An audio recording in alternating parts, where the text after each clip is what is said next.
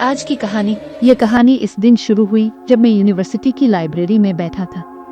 पुरानी किताबों के दरमियान एक सियाह जिल्द की डायरी मुझे नजर आई। इसकी जिल्द पर धूल जमी हुई थी और उस पर बड़े हुरूफ में लिखा था, चार्लियल की डायरी ना पढ़ो। मेरी फितरत ही ऐसी है कि जिस चीज से मना किया जाए तजस्सुस और बढ़ जाता है। मैंने डायरी उठा ली और जैसे ही छुआ, कमरे की फिजा बदल गई। सन्नाटा गहरा हो गया और मेरी रीढ़ की हड्डी में सनसनाहट दौड़ गई। पहला सफ़ा खोला तो इस पर खून जैसे सुर्ख धब्बे थे और एक जुमला लिखा था, जो भी ये डायरी पढ़ेगा वो मेरे हिसार में आ जाएगा। डायरी में एक औरत की तहरीरें थीं। इसका नाम ज़ोहरा था। वो कहती थी कि गांव वालों ने इस पर जादूगरी का इल्ज़ाम लगाया और जिंदा आग में जला दिया। मरने से पहले इसने बद्दुआ दी थी, मेरी रूह कभी सुकून ना पाएगी और जो भी मेरी डायरी पढ़ेगा वो भी मेरा हिस्सा बन जाएगा। उसी रात हॉस्टल के कमरे में खिड़की खुद ब खुद खिल गई। ठंडी हवा के साथ एक सरगोशी कानों में गूंजी, मेरी कहानी पढ़ो, मुझे मुकम्मल करो। डायरी बैग में रखी थी मगर वो खुद ब खुद मेरे बेड पर आ चुकी थी।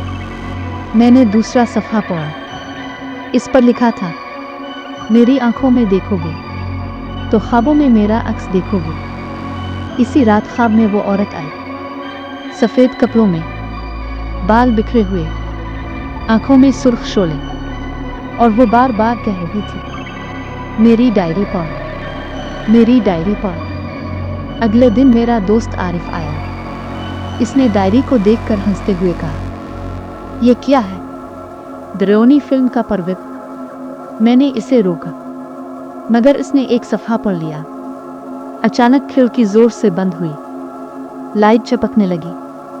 आरिफ डर गया, बोला, यार ये क्या था? उसी रात आरिफ के कमरे से चीखें आईं। वो कांपते हुए कहने लगा, वो औरत आई थी, इसने मेरा गला दबाया। अब डायरी खुद ब खुद लिखने लगी थी।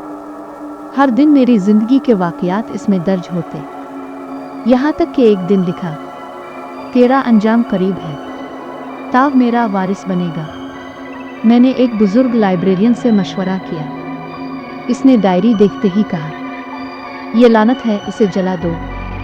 हमने आग लगाई मगर आग फौरन बुझ गई। डायरी बिल्कुल सलामत थी और उस पर लिखा था, आग मुझे नहीं जला सकती, जो मेरी कहानी पढ़ेगा वो मेरा हिस्सा बन जाएगा।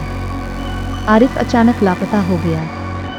इसके बिस्तर पर सिर्फ खून के धब्बे और मोबाइल मिला।